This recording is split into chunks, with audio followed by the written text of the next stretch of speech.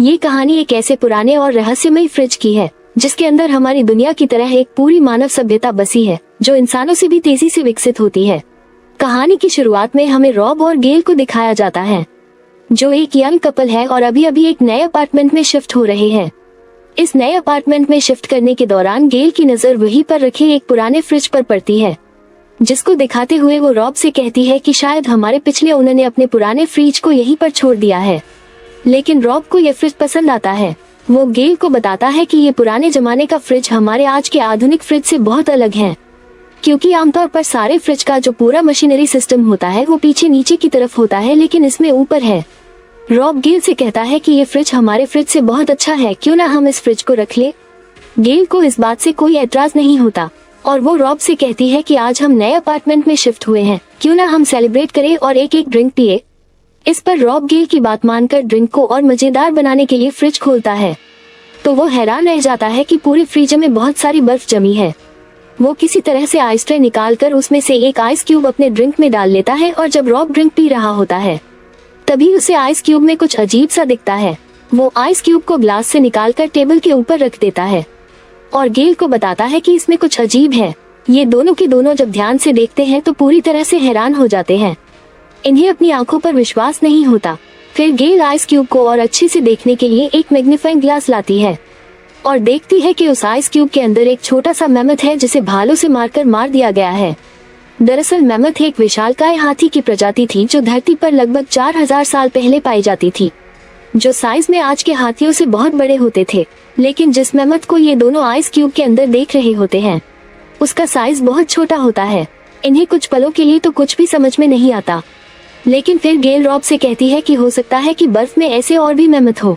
इतना कहकर गेल फ्रीजर में से सारी बर्फ निकालती है और फ्रिज के अंदर जमी हुई बर्फ को हटाने के बाद वे दोनों देखते हैं कि उनके फ्रिज में तो एक पुरानी मानव सभ्यता बसी है जो बड़ी ही तेजी से विकसित हो रही है।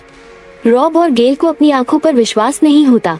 ये सब देखकर उन्हें ऐसा लगता है जैसे वे किसी पुरानी ह्यूमन सिविलाइजेशन के समय काल को बहुत फास्ट मोड पर देख रहे हों, क्योंकि फ्रिज के अंदर रह रही इस सिविलाइजेशन का टाइम बहुत ज्यादा स्पीड से चल रहा था और अभी फ्रीजर के अंदर जो समय चल रहा है वो आइस एज का वक्त है। चारों तरफ बर्फ ही बर्फ होती है। अब कुछ समय तक फ्रिज के अंदर झांकने के बाद ये दोनों छोटे मैमथ को अपने गमले के अंदर दफना देते हैं।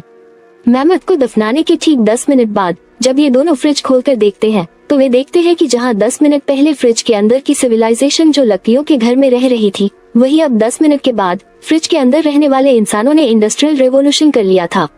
यानी कि वे सन 1800 और 1900 वाली सेंचुरी के अंदर पहुंच चुके थे। अब इन दोनों की आंखों के सामने देखते ही देखते चंद मिनटों के अंदर फ्रिज की दुनिया के लोगों ने काफी तेजी से डेवलपमेंट करना शुरू कर दिया। बड़ी बड़ी बिल्डिंग बनने लगी और प्लेन भी उड़ने लगे थे। अब फ्रिज की सिविलाइजेशन भी करंट ह्यूमन सिविलाइजेशन के टाइमलाइन पर पहुंच चुकी थी। यानी कि जिस डेवलपमेंट स्टेज में आज हम हैं, उसी डेवलपमेंट स्टेज में फ्रिज की सिविलाइजेशन भी पहुंच चुकी थी।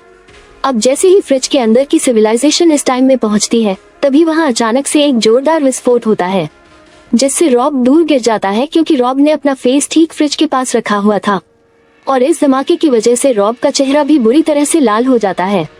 दरअसल यह एक न्यूक्लियर वॉर है और अब फ्रीजर के अंदर वॉर शुरू हो जाती है। गेल जब ये देखती है तो फ्रीजर का दरवाजा बंद कर देती है। रॉब गेल से पूछता है कि अब क्या होगा। गेल कहती है कि मुझे नहीं पता, फिलहाल मुझे बहुत भूख लग रही है। और इसके बाद ये खाने के लिए एक पिज्जा ऑर्डर करते हैं। ऐसे ही 1 घंटा बीत जाता है। रॉब कहता है कि हमें फ्रीजर की दुनिया को देखना चाहिए कि फ्रीजर के अंदर क्या हुआ, क्या वहाँ के लोग बचे होंगे, क्या उन्होंने सब कुछ ठीक कर दिया होगा। गेल कहती है कि मुझे नहीं लगता वहाँ कुछ ठीक हुआ होगा, मुझे लगता है कि वो पूरी दुनिया ही खत्म हो चुकी होगी। और अब रॉब फ्रीजर का दरवाजा खोलता है और जब वो अंदर देखता है तो उसे अपनी आंखों पर विश्वास नहीं होता। ये हमारी दुनिया से भी बहुत आगे की दुनिया होती है जो बहुत ही ज्यादा हाईटेक होती है। यहाँ पर फ्लाइंग कार्स भी बन चुकी है और दूसरी टेक्नोलॉजीज भी बहुत ज्यादा हाईटेक बन चुकी है। ये दोनों ये सब देख ही रहे होते हैं कि तभी शहर के बीचों बीच एक बड़ा सा लाइटिंग टावर के शेप का ऑब्जेक्ट बनने लगता है। इसके बाद वो ऑब्जेक्ट पूरे शहर की एनर्जी को कंज्यूम करना शुरू कर देता है और देखते ही देखते ये लाइटिंग टावर के शेप का ऑब्जेक्ट डायमंड शेप में बदलने लगता है। इसके बाद वो डायमंड शेप का ऑब्जेक्ट पूरे शहर को अपने अंदर समा लेता है और एक गोलाकार का बनकर ब्लास्ट हो जाता है, जिससे बहुत सारी रोशनी इनके पूरे किचन में फैल जाती है। फ्रीजर से निकली रोशनी जुगनू की तरह इन दोनों के आसपास घूमने लगती है। जिसे देखकर गेल और रॉब बहुत खुश हो जाते हैं और उन्हें बहुत मजा आता है कि तभी अचानक से सभी रोशनियां एक बार फिर से फ्रीजर के अंदर चली जाती है और फिर से वही गोलाकार बनाकर गायब हो जाती है और अब फ्रीजर पूरा खाली हो चुका है, जिसे देखकर ये दोनों के दोनों बहुत उदास हो जाते हैं और कुछ समझ नहीं पाते कि ये सब क्या हो गया। अब रॉब गेल से पूछता है कि फ्रीजर के अंदर जो लोग थे क्या वो अब कभी वापस आएंगे भी या नहीं।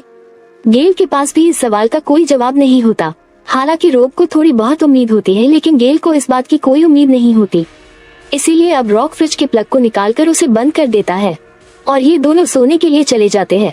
अगली सुबह एक बार फिर से रॉब और गेल फ्रीजर के पास आते हैं और जैसे ही फ्रीजर खोलते हैं उसके अंदर से ठंडी ठंडी हवा धुआं बनकर बाहर निकलती है।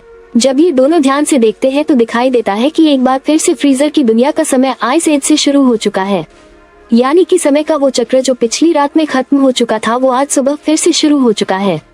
कुछ ही पलों में इन्हें डायनासोर भी दिखाई देता है जिसके पास कुछ होमोसेपियंस भी होते हैं और ये होमोसेपियंस हम इंसानों के ही पूर्वज हैं जिन्हें आदिमानव भी कहा जाता है। ये सब एक डायनासोर का शिकार करके उसे खा रहे होते हैं, लेकिन तभी वहाँ एक दूसरा बड़ा और खूंखार डायनासोर आ जाता है जो इन सबको खा जाता है और ये कहानी यहीं पर खत्म हो जाती है। इस कहानी में लेखक का मूल संदेश ये है कि इंसान की तरक्की और विकास जितनी तेजी से होता है उतनी ही तेजी से विनाश भी संभव है। जब हम तकनीक और उन्नति की ओर बढ़ते हैं तो हमें ये भी याद रखना चाहिए कि गलत दिशा में बढ़ने से विनाशकारी परिणाम हो सकते हैं। हमें अपनी टेक्नोलॉजीज का उपयोग सोच समझकर और जिम्मेदारी से करना चाहिए ताकि हम अपने भविष्य को सुरक्षित और स्थिर बना सकें। हम आशा करते हैं कि आपको ये कहानी पसंद आई होगी। अगर आपको वीडियो पसंद आई हो तो वीडियो को लाइक जरूर करें और चैनल को सब्सक्राइब करके हमें सपोर्ट करें। ऐसी ही दिलचस्प कहानियों के लिए बेल आइकन भी दबाएं ताकि कोई भी नया वीडियो आपसे मिस ना हो। धन्यवाद।